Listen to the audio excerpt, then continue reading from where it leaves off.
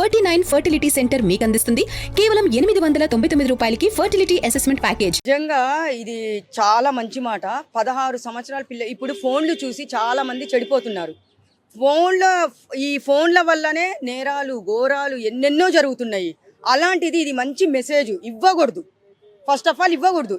ఇవ్వడం అంటే ఎలా ఉంటుంది, అప్పుడు 2020లో లాక్డౌన్ ఉన్నప్పుడు ఇంట్లో కూర్చొని ఆన్లైన్ క్లాసెస్ చేసుకున్నారు కాబట్టి ఓకే, అది 2 సంవత్సరాలు 3 సంవత్సరాలు ఇంట్లో కూర్చొని చదువుకున్నారు కాబట్టి మనం కూడా ఉంటాం కాబట్టి అది ఓకే. కానీ ఇప్పుడు జనరేషన్ పిల్లలు చిన్న 16 సంవత్సరాల పిల్లల చేతుల్లో కూడా ఫోన్లు ఇవ్వకుంటే అవి కొట్టడం, పగలు కొట్టడం, అన్నం తినకపోవడం, ఇవన్నీ ఎవరు నేర్పిస్తున్నారు?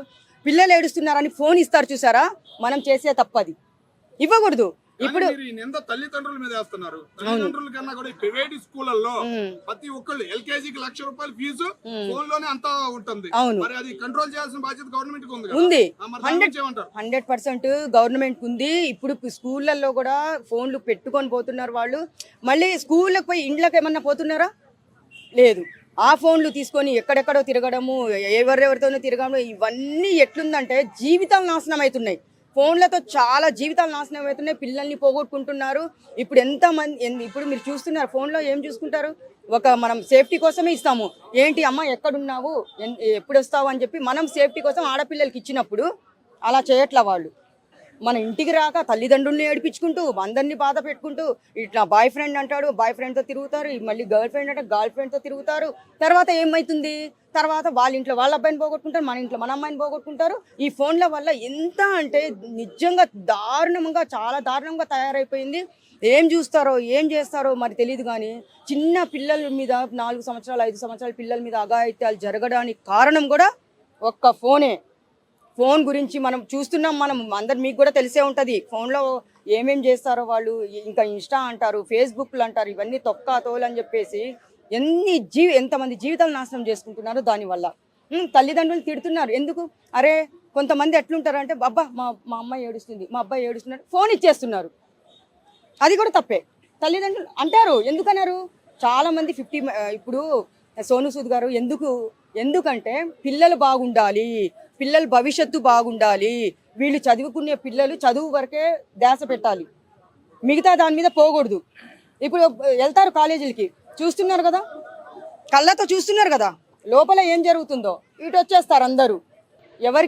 ఎవరికి ఇది తల్లిదండ్రుల్ని ఎంత మోసం చేస్తున్నారు, ఎంత ఏడిపిస్తున్నారు, చాలా దారుణం చేస్తున్నారు. అసలు నిజంగా తల్లిదండ్రుల్ని బాధ పెట్టకూడదు. తిట్టించుకునేది ఎవరి వల్ల? వాళ్ళ వల్లనే కదా.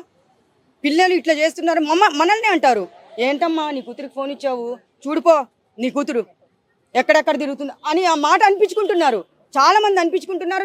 పొద్దున్నే లేచిన కాడి నుంచి సాయంత్రం వరకు ఇదే నిందలు పడాలి, మళ్ళీ అక్కడికి పోవడం ఇక్కడ పోవడము, వాడు ఇది చేయడం ఇవన్నీ జరిగేది ఏంటంటే సోను సూద్ గారు ఒకటి చాలా మంచి కరోనా టైంలో కూడా ఆయన చాలా హెల్ప్ చేశారు అందరికి, పేదవాళ్ళకి.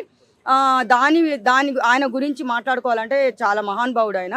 నిజంగా మంచి మాట అన్నారు. ఇవ్వకూడదు ఫోన్ ఇవ్వకూడదు. నా ఒపీనియన్ నేను చెప్పాను.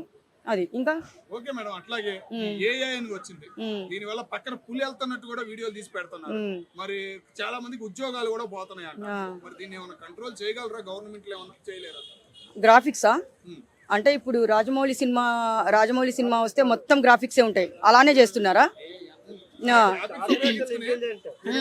అంటే అవసరం లేదు. అవును, మన క్యాండిడేట్లు పక్కన సైడ్ ఏం అవసరం లేకుండా నాని గారి సినిమా కూడా రాబోతుంది సేమ్ అట్లాగే. దీని వల్ల చాలా నష్టాలు జరుగుతున్నాయి. అవును, కంట్రోల్ చేయగలదా గవర్నమెంట్? లేదు. ఎన్నెన్ని జరుగుతున్నాయి కానీ గవర్నమెంట్ ఏం కంట్రోల్ చేయలేకపోతుంది. మొన్న మనం చూసాము. అదేంటి ఆయన పేరేం పేరు, సినిమా రాకముందే తీసాడు, ఆయన పేరేం పేరు, ఐబొమ్మ రవి. అది కూడా గవర్నమెంట్ ఏం చేయలేకపోయింది. కానీ ఇది చేస్తారని ఎలా నమ్ముతున్నారు మీరు? చేయలేరు, 100% చేయలేరు. ఏం చేస్తున్నారు వాళ్ళు? ఒక్కటన్నా చేసి చూపిస్తున్నారా? ఏమి చేయట్లేదు. అలాంటిది ఇప్పుడు ఇక్కడ కాదు, ఇప్పుడు వాళ్ళిద్దరు కొట్టుకున్నట్టు మీరు ఒక క్వశ్చన్ వేశారు. ఏంటి మహేష్ బాబు గారు వీడియో వచ్చింది, అది మొత్తం గ్రాఫిక్సే కదా, మొత్తం గ్రాఫిక్సే. అది ఇక్కడిది కాదు, క్రియేట్ అది ఎట్లా కంట్రోల్ చేస్తారు దాన్ని? ఇప్పుడు ఎవ్వరు అవసరం లేదు కదా అది ఉంటే, అంతేనా? దాని గురించి ఇంకా టెక్నాలజీ పెరిగి కొద్దీ దానికి మంచి ఉంది, చెడు కూడా ఉంది కదా. చెడు కూడా ఉంది. ఇప్పుడు మొన్నటికి మొన్న చూశారు కదా, పెద్ద పెద్ద సినిమాలు ఆయన ఐబొమ్మ రవి గురించి మొన్నటి దాకా మాట్లాడుకున్నారు. పెద్ద పెద్ద సినిమాలన్నీ ఆయన మొత్తం పేదవాళ్ళ కోసము మొత్తం రిలీజ్ చేసి చూపించారని చెప్పారు. మరి అది ఏమైందో ఏమో నాకు తెలియదు. ఆయన మొన్న విడుదల వచ్చాడు కదా. అలాగే మేడం, ఈ AI వల్ల ఉద్యోగాలన్నీ పోతాయి. దేశాలలో అవును. మరి ఇప్పుడు ఇంజనీరింగ్ బీటెక్ లక్షలు పెట్టి చదివే వాళ్ళకి మీరు ఏం చెబుతారు? పాపము చూడండి, దీనివల్ల ఉద్యోగాలు పోతే వాళ్ళంతా కష్టపడి లక్షలు కాదు చాలా ఆస్తులు అమ్ముకొని చదువుకొని ఉంటారు వాళ్ళు. అలాంటి వాళ్ళ ఉద్యోగాలు పోతే పాపం వాళ్ళకి నష్టం కదా, ఎంత బాధ వేస్తుంది అది.